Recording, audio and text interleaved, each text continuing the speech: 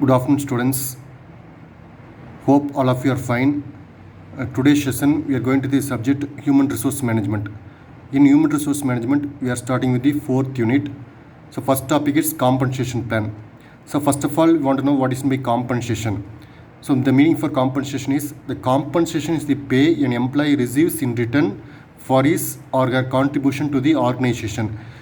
So this is nothing but each and every employee or the labor goes for the company for getting something in return. So that is from morning to evening that each and every employee is working in the organization. So he might be working in low level job or middle level job or top level job. Whatever job he is working, each and every month as an employee he might be getting salary. If he is a labor, he might be getting daily wages or weekly wages. Okay, so this salary or wages comes under the compensation. So compensation is nothing but salary or wages employee gets from the organization in which he is working. So that is for his effort the company is giving something in return for the particular employee. That's called as compensation. Okay, so next one is compensation occupies an important place in the life of an employee. So here important place means that's nothing but money plays important role for each and every employee. So without money we cannot able to buy anything. So for our day-to-day life, living day-to-day life, for getting anything from the shop or for purchase from any malls or whatever might be, if we want to live a happy life we want money. So without money we cannot able to lead a happy or peaceful life. So this employee goes to the company, and after that every month he gets in return as a salary or wages. So this by salary or wages is getting in terms of money. If he's in India, might be get in terms of money, and if he's working in some foreign countries like US or UK, he might be getting in terms of dollars, something like. So this money or dollars helps that particular employee to live a happy life. So with that he can able to buy whatever he want, and he can able to meet all his needs. His needs and wants are fulfilled. So compensation plays important role for each and every employee. Okay, so next one is compensation plan. So compensation plan means any compensation plan must be understandable, workable and acceptable. So first of all you want to know what is my compensation plan. So compensation plan means how much amount of money as a salary or wages you are going to give for each and every employee in that particular organization. You want to make a plan, you want to make a complete plan before, right? So before hiring that particular employee for that particular organization, you want to make a compensation plan. So this particular compensation plan will be very, very helpful for the company to pay the salaries for the particular, for each and every employee in that particular organization. So that particular compensation plan must be understandable, workable and acceptable. So what type of plan you are making, it should be understandable. Understandable means it should be understood by each and every employee. At the same time it should be understood by the employer or the third person, right? Next one is workable. Workable means it should be put into action. So so just by means of making a mere plan it's not enough.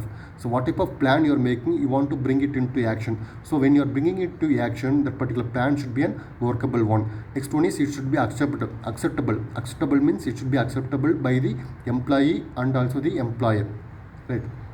Next one is compensation scheme must have two components as a base rate and scope for increasing the base rate.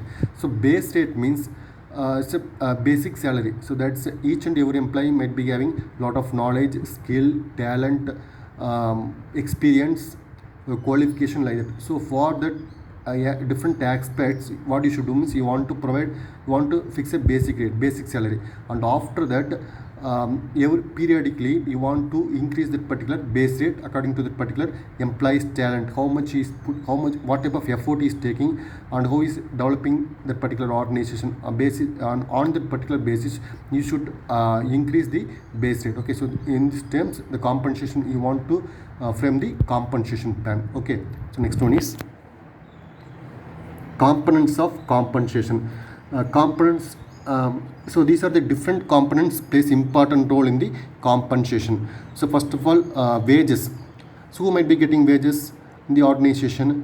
Whether the the employees who are working in the lower level means he might be working in the production, or he might be working as a labor. Okay, so that particular employees, they are called as laborers, right? So those peoples, they might be getting wages. So that particular wages are drawn by them weekly basis or on daily basis. Okay, so that comes under the wages. Next one is salary. Salary means that employees might be working in the top or middle level or lower level, whatever levels that particular employees are working, they might be getting salaries every month. So that comes under salary, right? So he might be getting salary of 25,000, or he might be getting a salary of 50,000, or he might be getting a salary of 2 crores or 5 crores, whatever might be, comes under salaries. Next one is incentives. Incentives means additional benefits for that particular employee. So if you're taking in some organization, in some jobs like marketing or sales jobs, so those particular employees, what they might be doing, what the companies might be doing means, for example, like you take the car showrooms like Audi cars or Benz cars, like that. The employee might be getting a basic salary of 25,000, like that. Okay, so but additional, he might be getting a lot of incentives. In what terms means, for example, if the particular employee is selling a Audi car or Benz car, for selling one car he might be getting 25,000 or 30,000, like that. So how much number of cars he is selling, that much amount of incentives might be added to that particular employee's salary. Okay, so this comes under incentives. So incentives plays important role, and it pays each and every employee gets a lot of money through incentives. Okay, so best example is marketing executives. Next one is fringe benefits. Okay, so what's called fringe benefits? So fringe benefits means, if you're taking some organization, they might be providing lot of transport facilities for the employees. So that is, they might be picking them from the home, and they'll be leaving them at the home after the work gets over. Next one is the free lunch. So afternoon time, the company might be providing free lunch for the particular employees, and during the morning time and evening time, during the refreshment time, they might be providing refreshments like tea, coffee, and some snacks. Okay, so this comes under the fringe benefits. Next one is called perquisites. Perquisites is also called as perks. So it's nothing but some special benefits that particular each and every employee might be getting in the particular organization. That comes under the perks. Next one is called non-monetary benefits. So apart from the monetary benefits, that some employees or all the employees in the organization, they might be enjoying some non-monetary benefits. Okay, non-monetary benefits means the money, they won't get anything in return in terms of money, but they might be enjoying something, right? So those comes under the non-monetary benefits. That is, that particular employee might be taken a tour, or that particular employee might be given some free gifts, like that. So those comes under the non-monetary benefits, right? So these are the different ways in which the employee can be compensated, right? So this comes under the different components of compensation. Okay, so next one is compensation plan. So when you are making compensation plan, you want to consider these factors as important. So each and every factors plays important role in making the compensation plan. So first one is called job description. So there are two things you might be knowing about: job description and job specification. So job description means it speaks about the job, and job specification, it speaks about the employee who is going to do that particular job. So we are going to see only about the job description. So job description means that is, you want to know full details about that particular job, that is A to Z about that particular job, how the job is framed, what are the difficulties in that particular job, how that particular job has to be performed, in what method, what are the different techniques has to be used, what are the different strategies has to be used in that particular job. So that is, you want to get thorough knowledge of the particular job. It comes under the job description. Next one is called job evaluation. What's called evaluation? So for example, we are evaluating the students' performance through connecting different CAT test, assignment, then seminars. The next one is university examinations, like that. Okay, that is, we are evaluating the performance, like that. We want to evaluate the job performance, want to evaluate the job also. That is, at what level that particular job is, whether it's doing well, whether it's going down. So like that, you want to evaluate each and every jobs. It comes under the job evaluation. Next one is called job hierarchy. you know about hierarchy very well. So first itself we have discussed about top level, middle level, and lower level employees. Okay, so it's nothing but the persons who are working at the top level means they are responsible for framing strategies, they are responsible for taking decisions like that.